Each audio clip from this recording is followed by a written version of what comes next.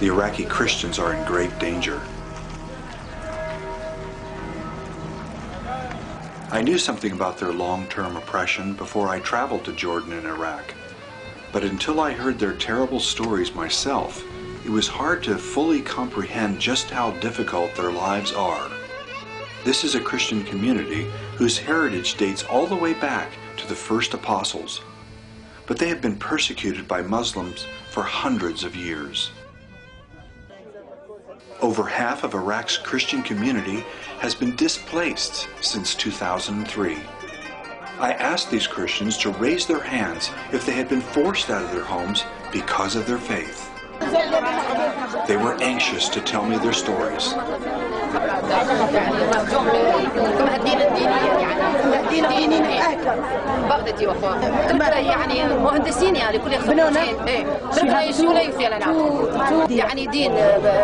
For religious حتى الكنيسة ليبنها Christian you must leave. يعني لقيتك زادة في الزمان لقيتها يعني مراسيم دينية وايد لبن. What is his name?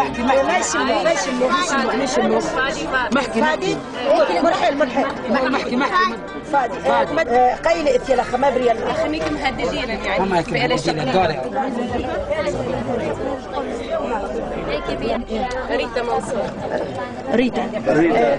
She was threatened for child to be kidnapped. They threatened to kidnap this child. He was very much in the church near, so he was threatened. ليديا خفيفة من يمي. إيه بس هي ذا تماوت الأخ كرم لشاتر كرم لشوي. ليت بغداد؟ بلى من مصر. جمدي رجع ولا يعني كخواتي تعيد راس سنة أخا ورجع لي الورقة وشيء. هي آتمورة. عندي وان سورية كمان. Yes, because I am Christian. أنا اللي علق بيوسورة قاعد مصر كل كبنطية سورية. أنا اللي عند كمددين أنتوا اللي قاعد مثلاً. Many Christians have fled Iraq for the hope of finding safety in places such as Jordan, Syria, or Egypt. Hundreds of thousands of Christians have been forced to leave. Most of them wait years in these Muslim countries where they cannot work, and as Christians, they are often unwelcome. Diala is a chemist and a mother of three. She and her family fled Iraq in 2006.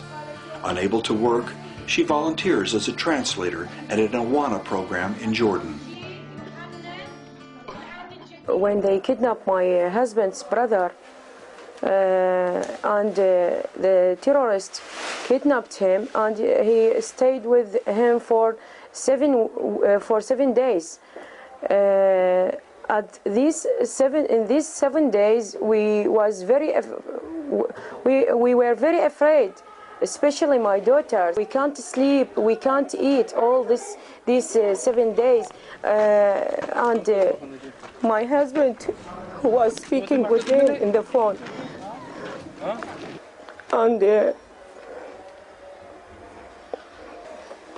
was a difficult time, very difficult time for us. Then they took from us, from my husband, $10,000 to just take him alive. We know that the same thing will come to us. They catch my husband or my daughters. I have 3 daughters.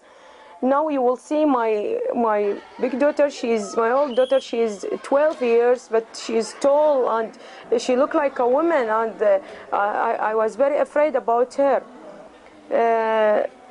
Especially when they burned our store, then they came. My husband opened another one because we need money. We want to live. How will you live without money? Therefore, he opened another store. But then they came, the terrorists, and put a knife to his neck, and they told him, you must close your store. Therefore, they put a paper in our house that because you are a Christian, you must go away from this house. When they put this paper to us in our house in 2006, then we ran away from our house. Because the driver told us in this distance there are many groups who kidnap and kill people who were in the road. Therefore, when we came to this area, we were very afraid and we were praying all the road. When the driver told us, you are now in danger, in this area you are in danger, all we were praying. صليتي لما كنتي خايفة. يا رب ساعدنا. God help us. I want to say something. We are a Christian, and you are a Christian. We pay for our Christian. We want you to help us. We are Christian people, and you are Christian people. Why you didn't help us? The same thing happened with Jesus. Now it will happen for us.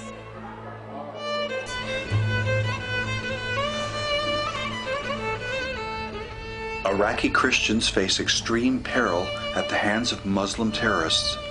Christians around the world must reach out to help them if they are going to survive.